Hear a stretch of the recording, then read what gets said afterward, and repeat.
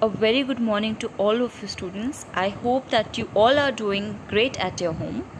So now today we are going to read a very interesting poem, that is A Trek Through the Himalayas, which is written by Srinjay Chakravarti. So in this poem, Srinjay Chakravarti is going to describe his experiences on the difficult trek through the mighty Himalayas. ठीक है, a trek through the Himalayas means Himalaya की पैदल यात्रा. Moving forward, I hope that you all are aware what trekking means. As you can see in this first picture, this is what actually a trekking is. The journey lasts for days and days. We trek up the valley, hill and slope.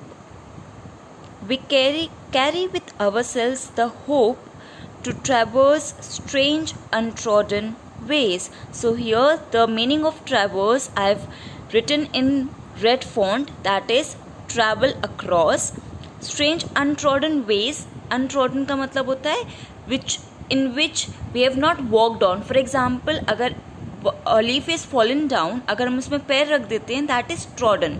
And if we do not put our legs on it, that means it is untrodden leaf. Okay, so the explanation of the stanza goes like this. Here now they are saying that it means that the mountaineers, whoever the mountaineers are, they are saying that the journey to reach the top is not of a day or two. It takes so many days to reach the top. अगर आप कभी भी हिमालय की यात्रा करते तो it's going to take a lot of time for you to reach. वो सिर्फ एक दिन में नहीं हो पाता है. And when they are going on top, they find hill, valley and slope. We carry with ourselves the hope. Now what is always encouraging them? The hope inside them that one day we are going to reach the top. Mostly क्या होता है, if we are positive, if we are optimistic that we can do it, so we'll obviously do it. So here the mountaineers, they had the hope inside them that they are going to reach the top one day. So when they are going, they travel the strange land.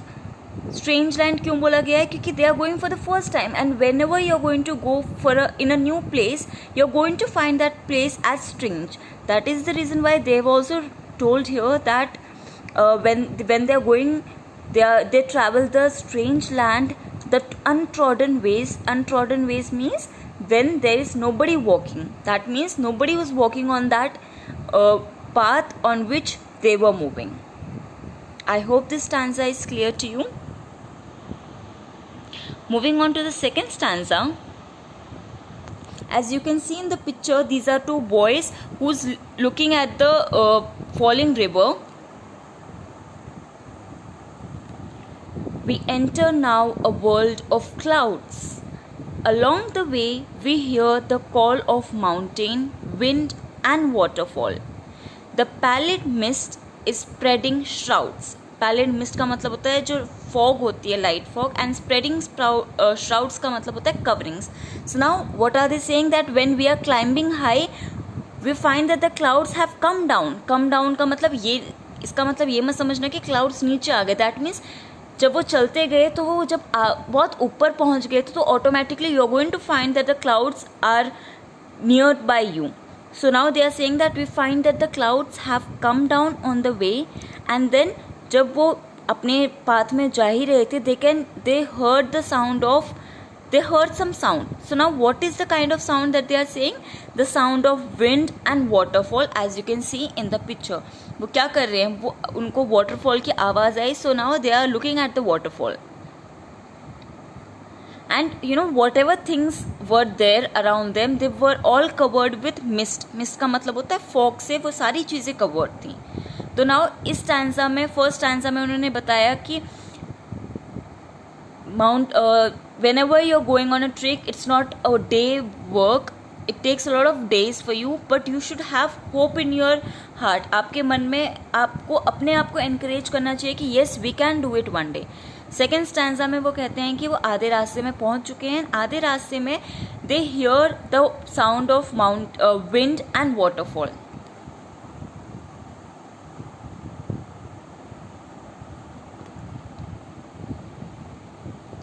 At last we reach the final peak. As you can see in the picture, वो काफ़ी ऊपर तक पहुंच गए थे.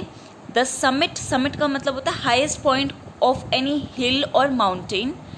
Beckons का मतलब होता है जब कोई चीज़ आपको बुलाती है, तो वो क्या कहते हैं कि जब वो ऑलमोस्ट पहुंच ही चुके थे माउंटेन में, तो उनको क्या दिखा कि जो हाईएस्ट माउंटेन का पॉइंट होता है वो उनको बुला रही थी, उनको सिग्नल दे रही थी कि come to me. The air is cold, our feet are numb. See in the second line again वो क्या बता रहे हैं कि वो अपने आप को ही एनकरेज कर रहे हैं. हालांकि ऐसा नहीं था कि उनको माउंटेन्स बुला रही थी, but this is the way of encouraging your self. For example, अगर आप कुछ काम कर रहे हैं तो हम अपने आप को एनकरेज कैसे कर सकते हैं कि बुक हमें बुला रही है. This is the way of encouraging yourself. So they were encouraging themselves by saying this second line that the summit beckons us to come. मतलब जो हाईएस्ट पॉइंट ऑफ माउंटेन था वो हमें बुला रहा था. The air is cold, our feet are numb. So when they are climbing high, तो अब क्या हुआ कि when they reached, they found that the air is very cold. And now you can imagine yourself, जब winter season होते हैं तो आपकी feet क्या हो जाती है, वो numb हो जाती है. numb मतलब जब इतनी ज़्यादा ठंडी होती है तो आपको कुछ पता नहीं चलता है, you cannot feel. That is the meaning of numb. कि ऑब्वियसली माउंटेन्स में काफ़ी ज़्यादा, कोई भी नॉर्थ साइड मोस्टली बहुत ठंडा इलाका रहता है, ठीक है. तो जहाँ भी माउंटेन्स होते हैं वहाँ बहुत ठंडा रहता है. तो when they were about to reach the mountains, तो उनको अब क्या लग रहा था कि the air is very cold there, और उनके फीट नम हो रहे थे. मतलब they were not able to feel. We climb to reach the grail we seek. Grail we seek मतलब a thing we try very hard. मतलब उनको लग रहा था कि ऊपर पहुंचना उनके लिए और हार्ड होते जा रहा था. क्यों हार्ड होते जा रहा था? क्योंकि ठंड काफ़ी ज़्यादा बढ़ रही थी और उनके फीट अब नम हो रहे थे. मतलब उनके फीट में अब कोई फीलिंग्स ही नहीं आ रही थी, उनको ऐसा लग ही नहीं रहा था कि वो चल रहे हैं. I hope that every one of you are aware of this feeling, क्योंकि विंटर्स में हमने भी ये सब फील किया है.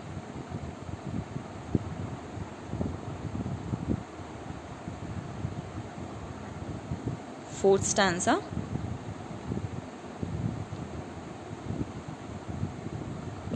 The path is steep and narrow there. It snakes its ways, these stairs of stone. Now mark the route we make our own. The sunshine gills का मतलब होता है that covers thinly with gold the lucid air. So now he's saying the path is steep and narrow there. Steep and narrow मतलब जैसे as you can see in the picture here, जिसमें वो चल रहे हैं, ये जो रास्ता है वो काफ़ी नैरो है. मतलब उसमें आपको प्रॉपर जगह नहीं मिल पाती है चलने के लिए. इफ़ फॉर एग्जांपल अगर 3-4 पीपल एक साथ चलें, अभी ये कैसे चल रहे हैं, दे आर मूविंग, एक पर्सन आगे चल रहा है, एक पर्सन पीछे चल रहा है. So this is the way when you are going on a mountain और hill. This is the way because वहाँ के जो रास्ते होते हैं वो काफ़ी स्टीप एंड नैरो होते हैं. Okay, and it is because it is not a metal road, that's why it is not very easy to go up there. It is quite difficult one. It snakes its ways, मतलब it has a lot of turns and twists. Snake कैसे चलता है, as you all know, वो turns and twist करके चलता है snack. तो यहाँ इसमें रास्ते के लिए बताया गया है कि जो उनका वे था, it had a lot of turn and twist, and they have found that the new route, उन्होंने अपना खुद का न्यू रूट चुना. And when there is sunshine, तो जब वहाँ सनशाइन होती है, अब आप खुद you can imagine at winters जब काफ़ी ठंड होती है, आपको अगर सनशाइन मिलती है तो it feels a lot of relaxing to your body, and it feels that everything is covered with that beautiful sunshine. तो वो यही कह रहे हैं कि आगे जाके जब उनको सनशाइन दिखी तो दे felt very nice. The last stanza. The peak is stark with gelid snow. Gelid snow का मतलब होता है icy, that is extremely cold. मतलब peak as you can see in this picture. इस पिक्चर में आपको अगर दिख रहा है तो इसमें जो पीक है वो बताया गया है, this is the peak. And ये क्या हुआ है, इट इज़ ये पूरा आइस से कवर्ड है ये जो माउंटेन है, and now you can imagine कि यहाँ कितनी ज़्यादा ठंड होगी। तो जो पीक होता है मतलब जो ऊपर का टॉप पार्ट होता है, ये पूरा आइस से कवर्ड था and it was very cold there. We look where sky and earth have merged. So now they are saying when they reach the top, the mountain peak is covered with snow, and they are saying that the earth and sky have merged. अब उनको लग रहा है कि earth और sky एक साथ इकट्ठे हो चुके हैं, merge हो गए हैं from high above. ऊपर से देख के उनको ऐसा लग रहा था. Our soul are purged. Purged means cleansed of bad thoughts and feelings. उनको and forgotten lies the world below. मतलब when they reached the highest peak, उस टाइम को क्या लगा था, they have forgotten everything when they have reached. मतलब ऊपर जाने के बाद वो सब कुछ भूल चुके थे.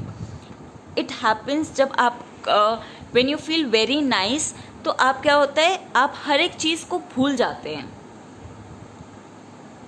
So this is all about the poem. And one more thing students, I hope that you all are aware, because earlier also when I was explaining you Antigone's poem, I told you there also that the correct pronunciation of poem is now known as poem.